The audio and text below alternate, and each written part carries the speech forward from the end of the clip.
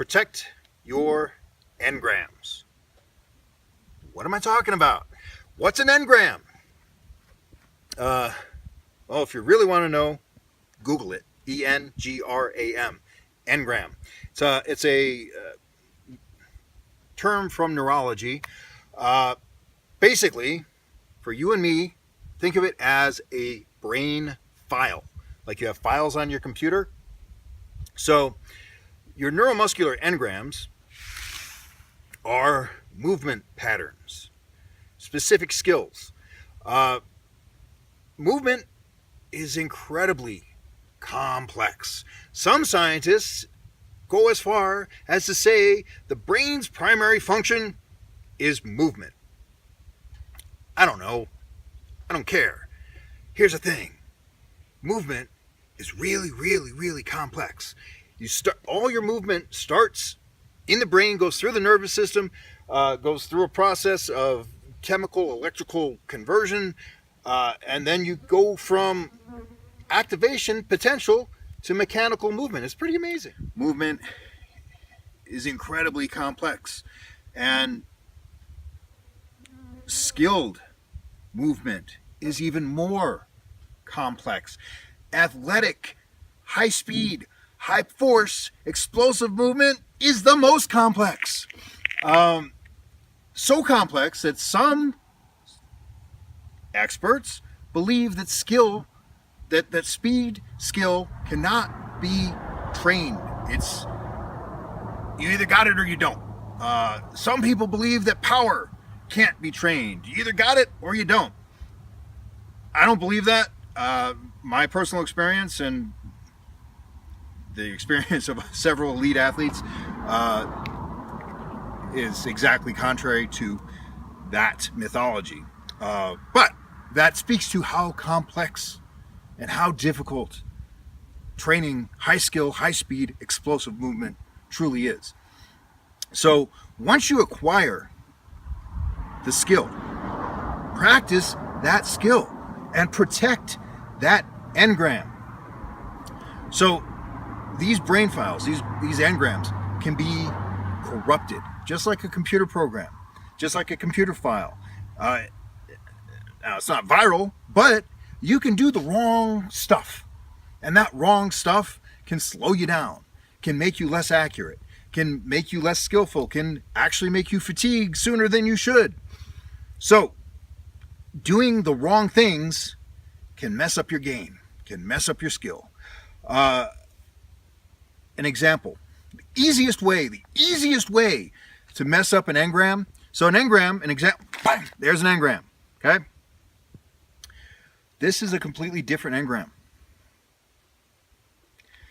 What do you mean? You did that? Yeah, I did the same movement, right? But the rate of speed and the amount of force is completely different. Therefore, the activation capacity and the coordination is completely different. The timing is different. The recruitment is different. Completely different avenues of specificity. The best way, the easiest way to mess up an engram is with simulation training. Doing your technique with resistance, especially too great of a resistance. An example of that is punching with a dumbbell. Now, there is a small, tiny window that is still acceptable. A light dumbbell with a large boxer, or a heavy boxer, a strong boxer, is within the parameters of the specific demands of the sport, simply because the wrap and the glove absorb sweat as time goes on and actually becomes a weight that must be mitigated. So there's a small window. I'm sorry I'm getting so convoluted.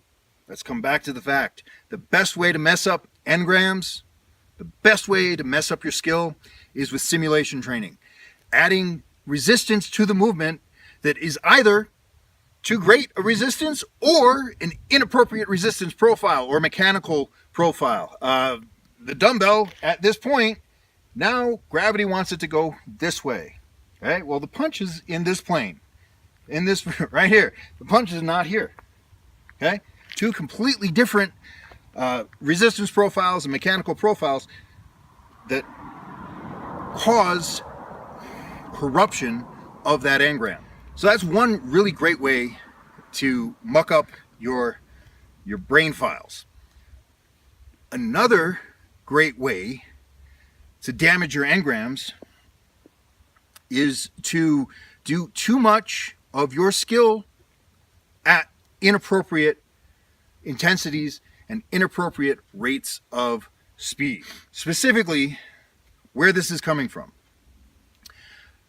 Just today I was watching a YouTube video, and I do a lot of research. It's kind of what I do in my spare time. My family doesn't like it. They think I'm weird because I am.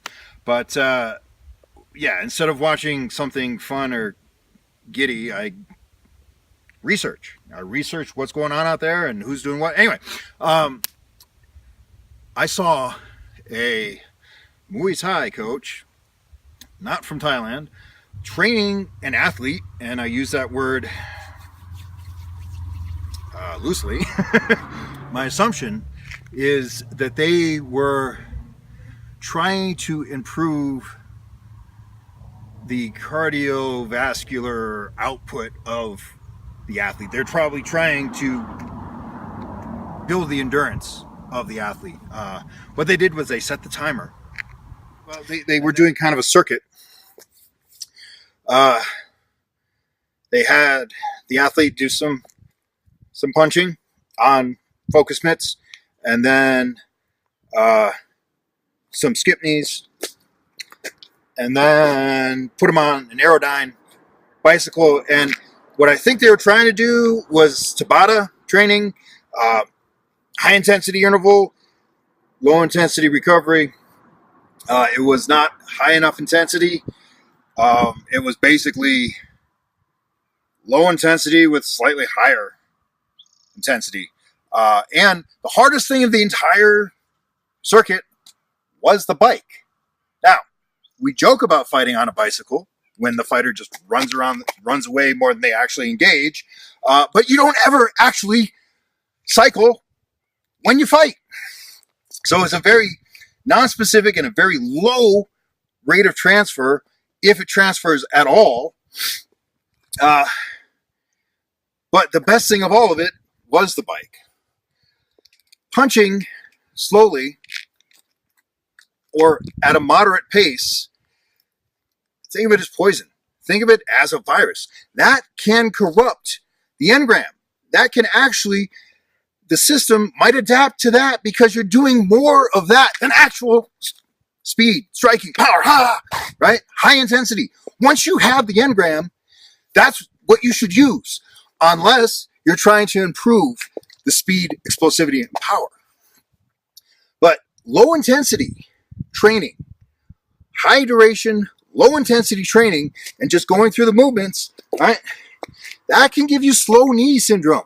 Boom. It's a sickness. Stay away from it. If you're going to throw a knee, throw the knee explosively. That's what Thai pads are for, right?